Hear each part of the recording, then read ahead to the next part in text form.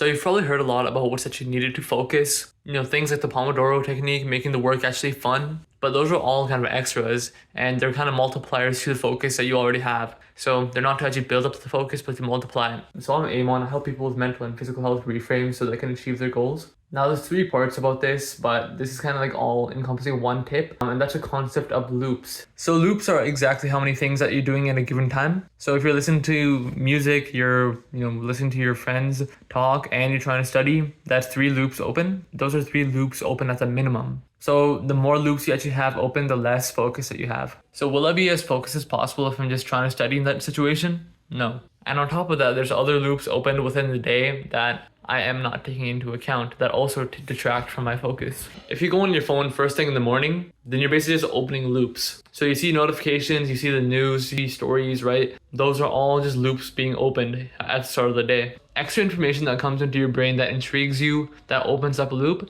And if those loops are not closed by the time that you want to do work, then you're definitely not going to be focused. Like almost all social media content does this, right? They intrigue you. That's the title, that's the thumbnail, right? They intrigue you, they open that loop. If you're intrigued enough, you're going to go on that video and try to close that loop, right? But there's a lot of things that actually open loops that we don't actually close, and those detract from our focus, right? Even this video right now, if you clicked on the title or the thumbnail, right, because of that, you had some sort of intrigue, you wanted to know how to actually focus, right? That's part of this video. So you clicked on this video and you're gonna actually wait until I actually make that point and prove to you this is the last tip that you actually need to, focus properly. And I'll prove it to you, but let me paint a picture, right? So no, not that kind of picture, but there's this guy, Sera Kalan, right? So Kalan wakes up and first thing he does, he opens his phone. Kalan sees 2 notifications and now he has 2 loops open in his brain. One loop for the story that he just saw on Instagram of his friend, and another loop from a text that he also got from his friend. Hey y'all, come look at this. This is a certified hood classic. Use the double slurp cup for the fucking coffee. This right here. This coffee cup.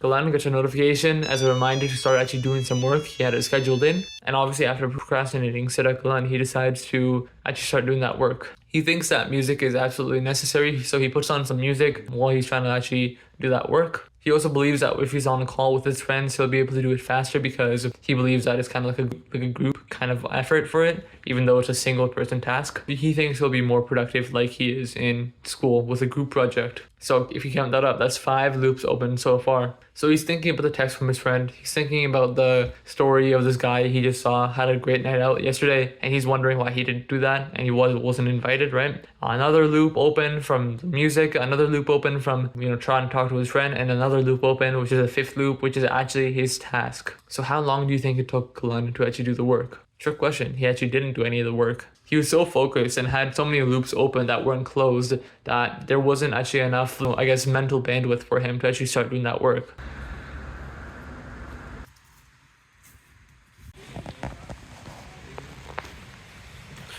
Okay, so flow state. What is flow state? Flow state is a state of being fully immersed into a task. So that's when you're playing a game and you're locked in and nothing else matters to you. You're just fully focused on the game. You're locked in, right? That's the flow state. When you're working out and you're trying to get the last rep in, and it's obviously close to failure, right? So that's when you're in flow state. There's nothing else that really matters instead of actually just getting that weight up. So flow state is a state of only having one loop open and putting all your energy into that. And flow state is where the magic happens. So athletes perform their best. LeBron James. James keeps his dribble somehow.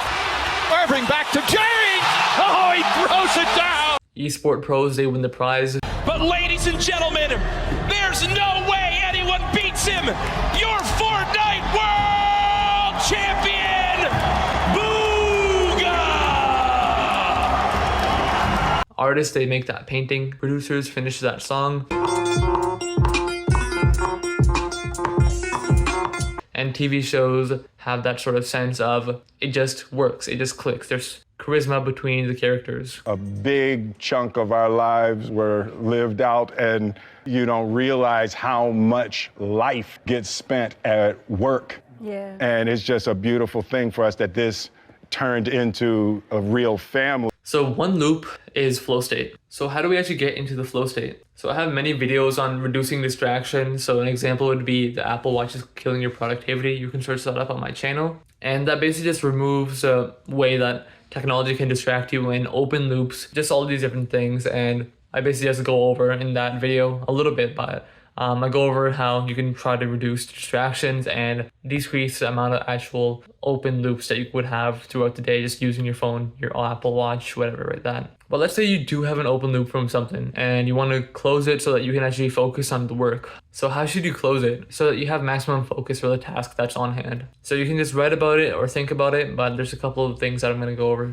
But you basically just have to understand what the loop is and figure out if you care about it or not. So here's an example. You see on the news that there's a couple of people who just got stabbed near you, right? So you write about it or think about it. So why does it intrigue you, right? So, someone near me got stabbed. That means crime is in the area, and that means I'm affected and I have to be safe, right? That's probably why you would be intrigued and why that's an open loop. Obviously, because of state of news, you're not going to really have that loop closed. It's like, okay, here's an event that happened, and they're not going to tell you anything about it. It's like, here's an event that happened. Here's another event, right? They open these loops, but they never close it. So that's why you have to close it yourself. After you know why it intrigued you, you have to know what the loop is actually about. So if you want, you can read up on the story and understand what happened if you really want to fully close the loop, or you can just understand the whole situation and just say okay, someone got stabbed. That's it. You can cut it out at that. So you don't need to know further, but you can just know that this thing happened, and you don't really need to ascribe meaning, say this is good, this is bad. This is here, it happened. You also need to think about, do you even care about it, right? And also, what can you do about it? So do you care? Yeah, because that means if the crime's in your area, that means you might be affected. So you have to keep out, keep a watch out and be safe, right? And what can you do about it? Don't incite anyone who looks dangerous or something. Don't go out at nighttime where it's probably more common to happen. And don't go on public transport, I guess. Those are the things that you can do about it. But there's not really too much. It's out of your control. That's something that happened to someone else, not you. So once you've realized that whatever opened the loop is fully out of your control, you can't do anything about it. Even if it happened to you, if you got stabbed,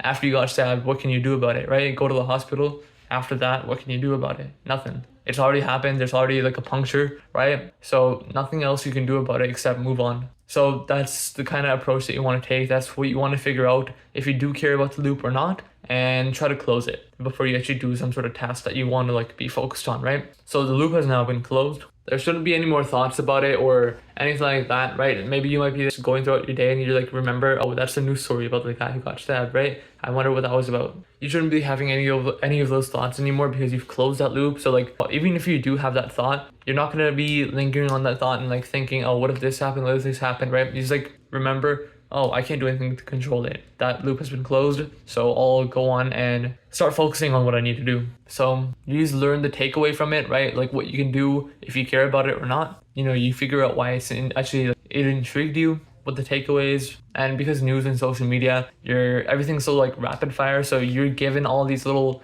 things. They open all these loops, right? And the ones that are the most intriguing to you, they stay in your mind. And obviously they don't be closed because the news doesn't really talk too much about the in-depth details, right? And even social media, they'll just talk about the end thing, right? But they'll not talk about the context or what actually happened. So we're basically just left with the conclusions that we're given from social media or the news. So if you get a proper lesson, we understand what the loop is about, actually learn the context and everything like that, then we can close the loop in our minds, figure out if we care about it or if it actually is in our control or not. And then we can take the lesson from that and just stop thinking about it. So that's just a simple thing that I had to share today, right? So what loops are, how loops actually make flow state, and on top of that, just what you can do to close loops that you already have. So loops are things that grab your attention, intrigue you, they stay in your mind. Flow state is when you only have one loop open, and that one loop is a task that you're doing. Most cases, it just requires a lot of energy, and you can't have any other loops open. This is not possible, right?